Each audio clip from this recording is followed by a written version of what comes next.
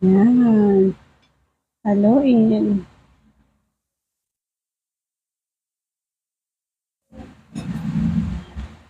Hello and good day na naman. Another recipe. At magsastart tayo dito sa paggisa ng ating ginger, onion, garlic. Yan. Gisa-gisa ang ating first steps na ginagawa dito.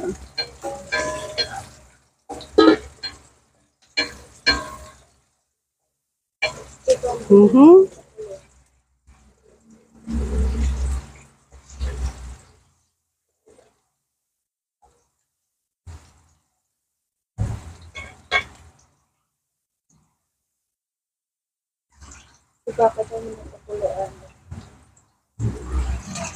Para green pa.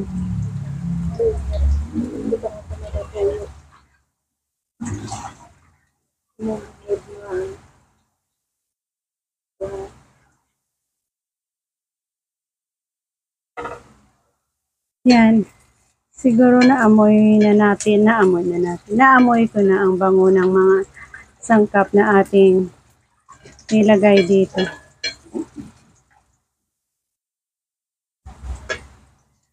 So, pwede na tayo mag-add ng maraming kangkong. Yes, ang ating gagawin ay apan-apan sa Ilonggo or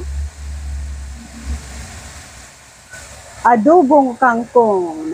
Yan, adobong kangkong ang ating gustong ibahagi na naman sa inyo. Simplihang gulay recipe na masarap with secret ingredients. Not secret, i-reveal natin once na ilagay na natin ang the most delicious sangkap ng apan-apan. So, cover muna and hayaan natin maluto ang ating gulay dyan.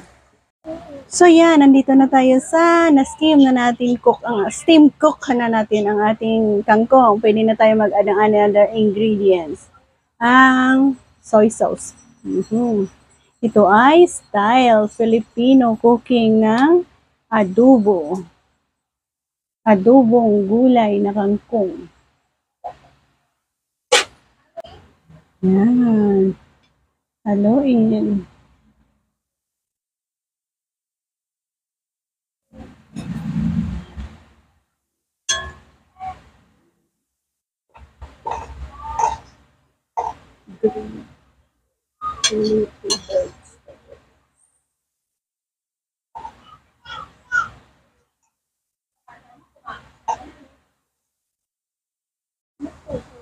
Isa sa mga ingredients na nagpapasarap ng ating